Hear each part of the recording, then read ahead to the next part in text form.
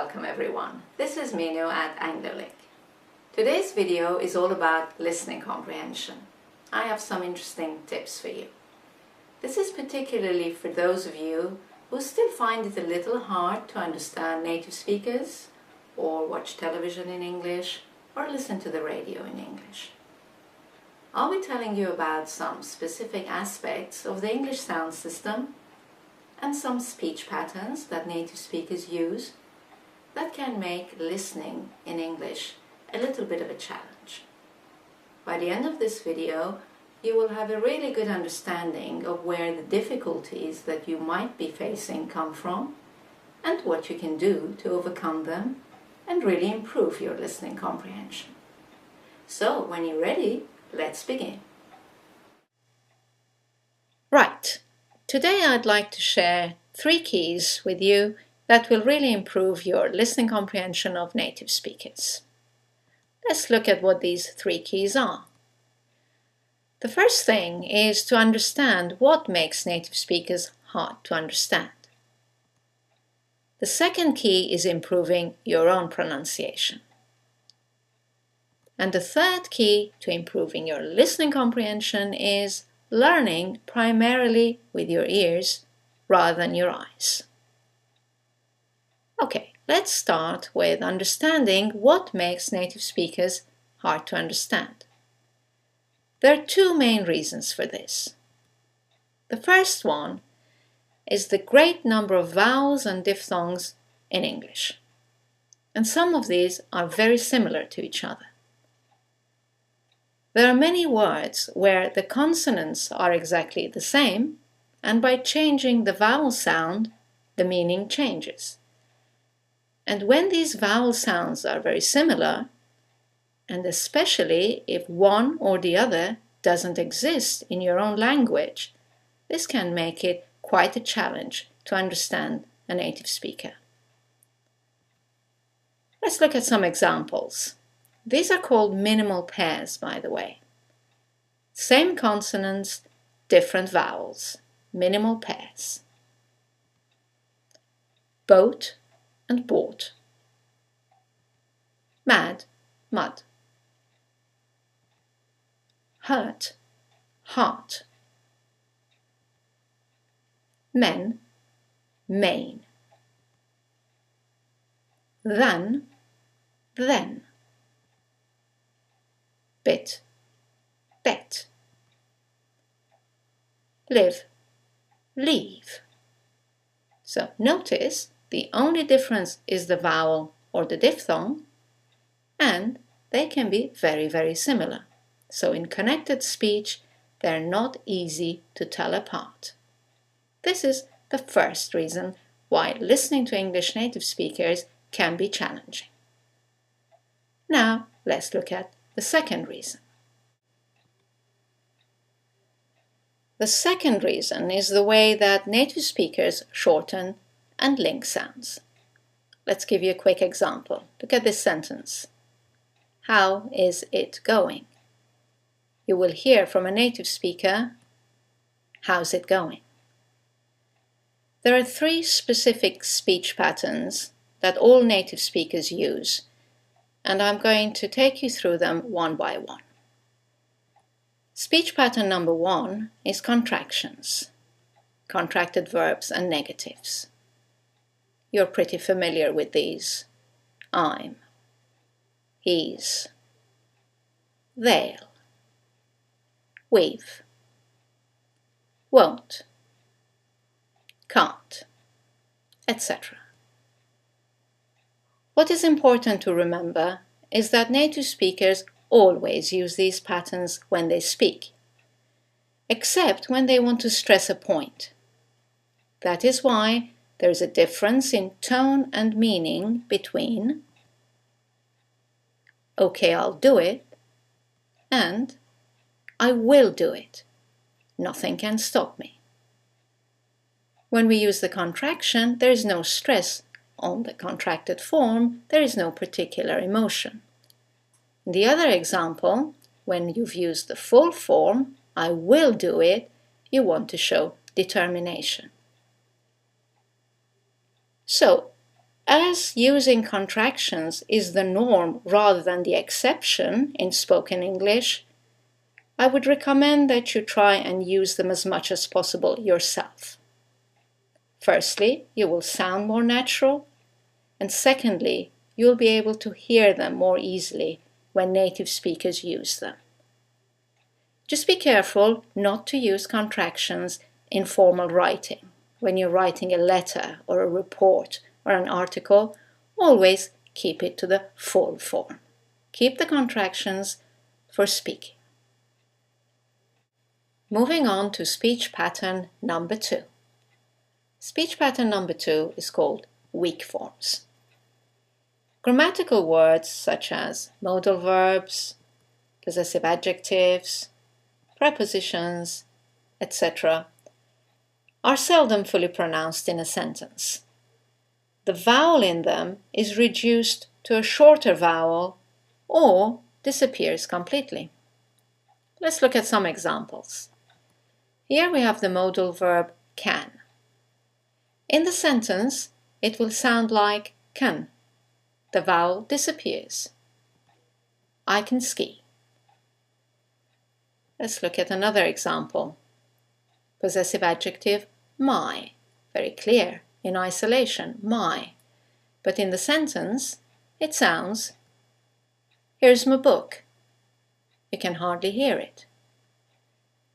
And another example, preposition for. In the sentence, the vowel is reduced to f. It's for you. Now, you don't need to use these weak forms at all when you speak, as your message will be even clearer without using them. However, you do need to be aware of them and anticipate them when listening to a native speaker. Let's look at speech pattern 3, which is phonetic links. Generally, any word that starts with a vowel is linked to the previous word, and this makes it hard to hear each word distinctively.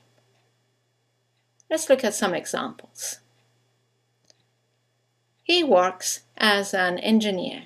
You've got 3 words that begin with a vowel, as, an, and engineer. In connected speech, they all run into each other. He works as an engineer. Second example. Here you have 4 words that begin with a vowel. Is, interested, in, it. And they all run into each other. She is interested in it. And there is a semi-vowel, y, that links the vowel at the end of she to the vowel at the beginning of is. She is. And our third example, 2 words, one ending with a T, the next one starting with a T, they run into each other, and then 2 words starting with a vowel. An, amazing. Once again, all this section runs into each other.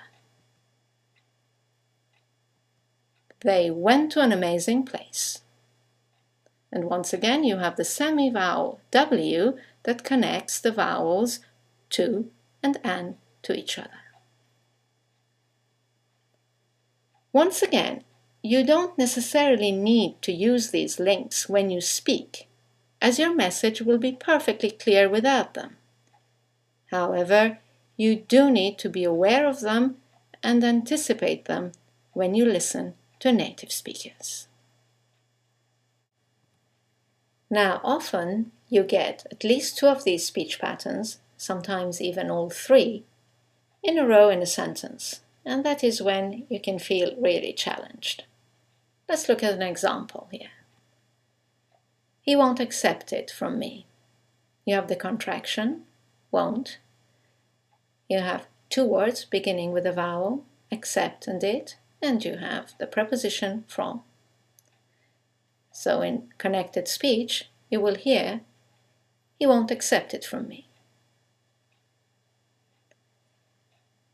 At this point, you're probably asking yourself, well, what's the best way to familiarize myself with these speech patterns? I think the best way is transcribing audio files. If you already have a CD of dialogues with transcripts, then listen to the dialogues and write them out, and then compare what you have written with the transcript. If you do not have such CDs, I recommend Anglofiles 104 and 108 from AngloLink's selection of audio files that you can access on our website, anglolink.com. These are selections of daily dialogues and business dialogues, which you can listen to and transcribe, and then check what you've written against the transcripts on the site. This will really improve your listening comprehension of native speakers, and at the same time will help you to activate loads of useful functional expressions. Now, if you have never studied the English sound system, if you've never studied pronunciation on its own, I strongly recommend our Anglofile 117. In this Anglofile, you will have a complete list of all the vowels, of all the diphthongs, all the consonants in English that you can practice. It also has loads of minimal pair exercises that will help you to distinguish vowel sounds that are similar from each other. It also has a section on the speech patterns we've looked at. You can listen to weak forms, contractions, and phonetic links and transcribe them. This will be really, really helpful if you have not familiarized yourself with the English sound system yet. Now, if you want, you can do a transcription exercise now by clicking on this image. If you prefer to continue listening to the presentation, you will have the chance at the end of the presentation to do it then. Right. So once you've familiarized yourself with the English sound system and also know how native speakers shorten and link sounds, the next step is to improve your own pronunciation. Clearly, if you're mispronouncing a word because you learned it by reading and guessed how it was pronounced, then it is likely that you will not catch it when you hear it. There are two common traps if you have guessed the pronunciation of a word by reading it. The first common pronunciation trap is believing that two words with the same spelling will have the same sound. Let's give you an example. If you think that the combination of letters E and A always sound like E, as in Jean, then you will mispronounce the following words. Great, hear, learn, instead.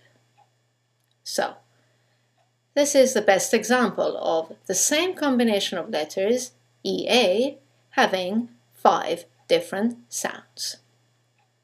Another tricky letter is the letter U.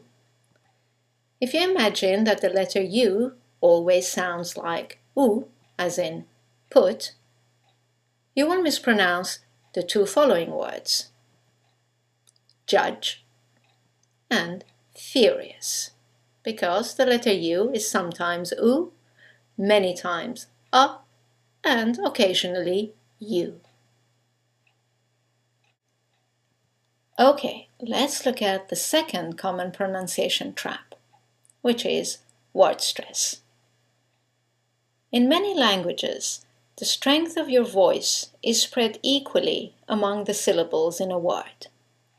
In English, however, if you have more than one syllable in your word, you have to decide which syllable or syllables take the stress of your voice and which ones are de-stressed.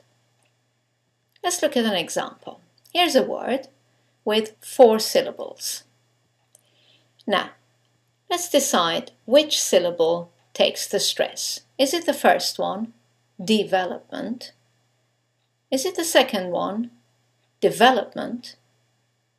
The third one, development? Or the last syllable, development? In this case, it's the second syllable, development. Now, you couldn't know that unless you have heard the word many, many times. Let's look at the second example. Let's look at these two words. They seem very similar in their spelling, so you would expect them to have the same rhythm, the same music, the same word stress. However, in the first one, it's the second syllable that's stressed, and in the second one, it's the first syllable, and that changes the pronunciation completely. The first word is propose, and the second word is purpose. So what is the conclusion of the examples we've looked at the pronunciation traps we've looked at? Well, the conclusion is that you have to avoid guessing how a word is pronounced. Always check the pronunciation of the words that you're learning. Either ask someone or use a talking dictionary. Talking dictionaries are now widely available on the internet, and you can listen to the word several times, and with some of them you can even record your own voice and compare your pronunciation with the model, which is an excellent exercise. Again, you don't need to be 100% correct in your own pronunciation to be understood. But if you have not heard the correct pronunciation of a word enough times, you risk not catching it when it is spoken by a native speaker in a stream of other words with phonetic links and weak forms surrounding it. So do work on your own pronunciation. It's an important key to improving your listening comprehension. And finally, to the third key to improving your listening comprehension. Learn primarily with your ears rather than your eyes.